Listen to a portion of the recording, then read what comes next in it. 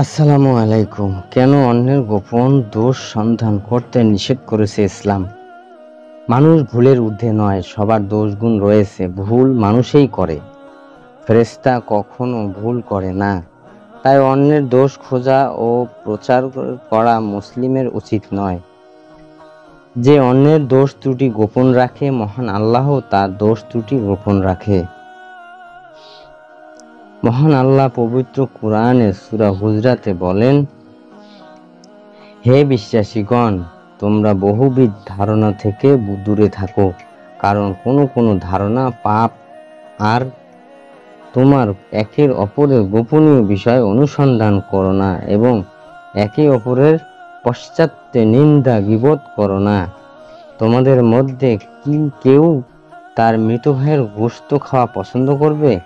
বস্তুত তোমরা তো এটাকেই ঘৃণার মনে করো। তোমরা আল্লাহকে ভয় করো, আল্লাহ তওবা গ্রহণকারী ও পরম দয়ালু। সূরা হুজরাত আয়াত 12। হযরত আবু হুরায়রা রাদিয়াল্লাহু আনহু থেকে বর্ণিত হাদিসে আছে, নবী সাল্লাল্লাহু আলাইহি সাল্লাম বলেন, যে ব্যক্তি দুনিয়াতে কোনো বান্দার দোষ গোপন রাখে, মহান আল্লাহ কিয়ামতের দিন তার দোষ গোপন রাখবে। মুসলিম 2510। নবীজি সাল্লাল্লাহু আলাইহি সাল্লাম বলেন, তোমরা মুসলমানদের দোষ ত্রুটি ভুল ভ্রান্তি খুঁজে বের করো না। যে ব্যক্তি অন্যের দোষ খুঁজে বেড়ায় ও প্রকাশ করে দেয়, স্বয়ং আল্লাহ তার দোষ প্রকাশ করে দেয়।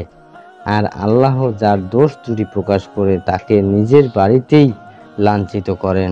আবু দাউদ 4880।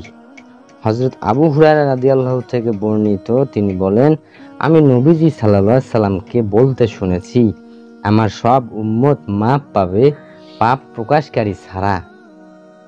আর এক প্রকার প্রকাশ এই যে, কোনো ব্যক্তি রাতে কোনো পাপ কাজ করে যা আল্লাহ গোপন রাখে, কিন্তু সকাল হলে সে বলে বেড়ায়, হে অমুক, আমি আজ রাতে এই কাজ করেছি, অথচ সে এমন অবস্থায় রাত অতিবাহিত করেছিল যে আল্লাহ তার পাপ গোপন রেখেছিল, কিন্তু সে সকালে উঠে তার উপর আল্লাহর আবৃত পর্দা খুলে ফেলে।